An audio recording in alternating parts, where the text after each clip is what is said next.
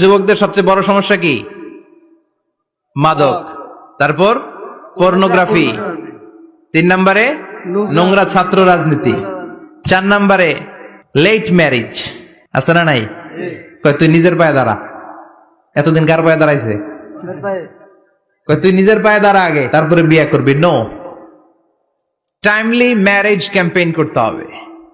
যুবক হওয়ার সাথে সাথে সোসাইটির অর্থায়নে ওকে বিয়ের ব্যবস্থা করে দিতে হবে।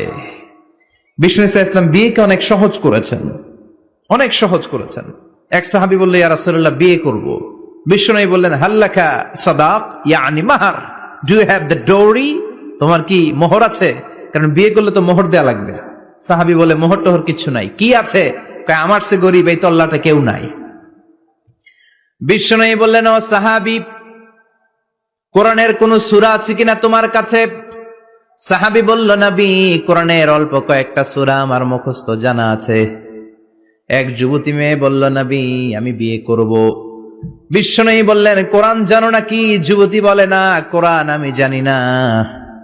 বিষ্ণু বললেন, আমার কাছে ভালো একখানা পাত্র আছে, বিয়ে পড়িয়ে দিলাম।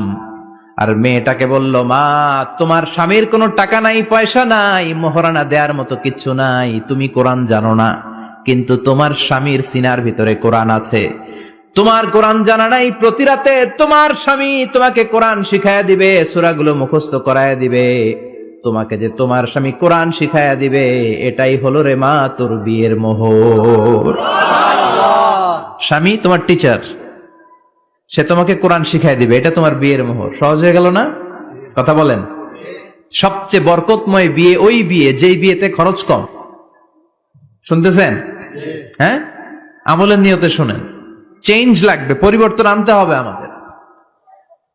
ওই বিয়েটা সবচেয়ে বরকতের বিয়ে যেই বিয়েতে মোহরানা কম, যেই বিয়েতে খরচ কম, যেই বিয়ের ভেতরে ধুমধাম কম। ওই বিয়েটারে বরকত দিয়ে পরিপূর্ণ করে দেয় কে?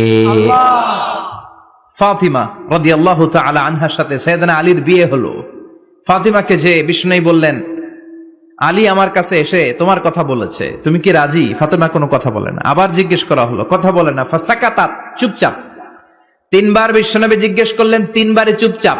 আসুকুতু নিসফুর রিদা, মেয়েদের চুপ থাকা সম্মতির অর্ধেক। জোরে কোন ঠিক কিনা? কি লজ্জাবতী নারী, কিছু বলেই না। তার মানে বাবা যেটা ডিসাইড করবে ওইটাই। ফাতেমার সাথে সাইয়েদনা আলীর বিয়ে হয়ে গেল। সামান্য কিছু কাপড় পেয়েছেন, সামান্য কিছু দিরহাম পেয়েছেন, সামান্য কিছু মোহরানার বিনিময়ে বিশ্বনবীর কন্যা সাইয়্যিদাতু নিসাই আহলিল জান্নাহ, সব নারীদের সর্দারিনী, যে ফাতেমা জান্নাতের দরজার ভেতরে ধাক্কা না দিলে কোনো নারী জান্নাতে প্রবেশ করতে পারবে না। সামান্য কিছু মোহরানার বিনিময়ে বিয়ে হয়ে গিয়েছে। কোন সুবহানাল্লাহ। এজন্য বিয়েটারে সহজ করার দরকার আছে না নাই? রাজি আছেন তো? বিয়েটাকে সহজ করতে হবে। এরপরে আরেকটা সমস্যা হচ্ছে বিবাহ বহির্ভূত সম্পর্ক।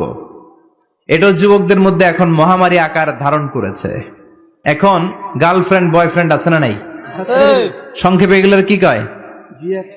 জিএফ, জিএফ আর বিএফ। যুবক ভাইয়েরা, এগুলো থেকে বেঁচে থাকতে হবে। তোমাদের এই উচ্ছ্বাস, তোমাদের এই শক্তি ইসলামের পক্ষে কাজে লাগাতে হবে। তাহলেই ওয়াশাবুন নাশা ফি ইবাদাতিল্লাহ, যে 7 শ্রেণীর যুবক কিয়ামতের দিন আল্লাহর আরশের নিচে ছায়া পাবে, ওই যুবকদের অন্তর্ভুক্ত হওয়া যাবে। চিল্লায় বলেন ঠিক কিনা?